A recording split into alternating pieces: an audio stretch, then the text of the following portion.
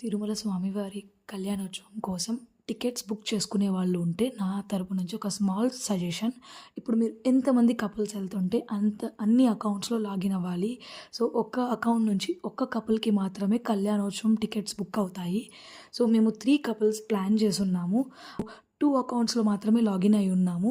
So ఆ టైంలో tickets open అవ్వంగానే book చేసాం. 2 కపుల్స్కి అయిపోయింది. థర్డ్ కపుల్కి బుక్ చేసేటప్పుడు మా అకౌంట్ నుంచి బుక్ అవ్వలేదు. సో మేము ఇంకొక ఫోన్ నంబర్ నుంచి ఇంకొక అకౌంట్ నుంచి లాగిన్ అయ్యి ట్రై చేసేలోగా కళ్యాణోత్సవం టికెట్స్ ఆన్లైన్లో అయిపోయాయన్నమాట. సో అది మేము ఫేస్ చేసిన ప్రాబ్లం.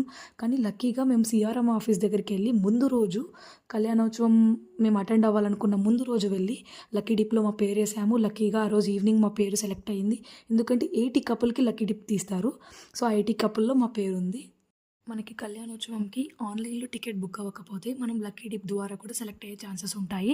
మనం ఏ రోజైతే కళ్యాణం చూడాలనుకుంటున్నామో ఆ ముందు రోజు వెళ్ళి మనం సిఆర్ఎం ఆఫీస్ దగ్గర ఆర్జిత సేవకి లక్కీ డిప్ అంటే ఆ క్యూ లైన్ చూపిస్తారు.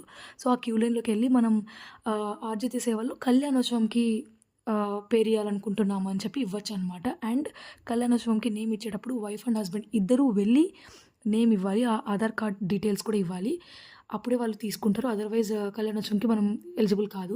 మేమైతే మా ఒరిజినల్ ఆధార్ కార్డ్స్ తీసుకెళ్ళి ఆ క్యూలో నిలబడ్డాము. అండ్ కార్డ్స్ చూపించగానే డీటెయిల్స్ తీసుకొని మళ్ళీ కార్డ్స్ మనకి వెనక్కి ఇచ్చేసారనమాట.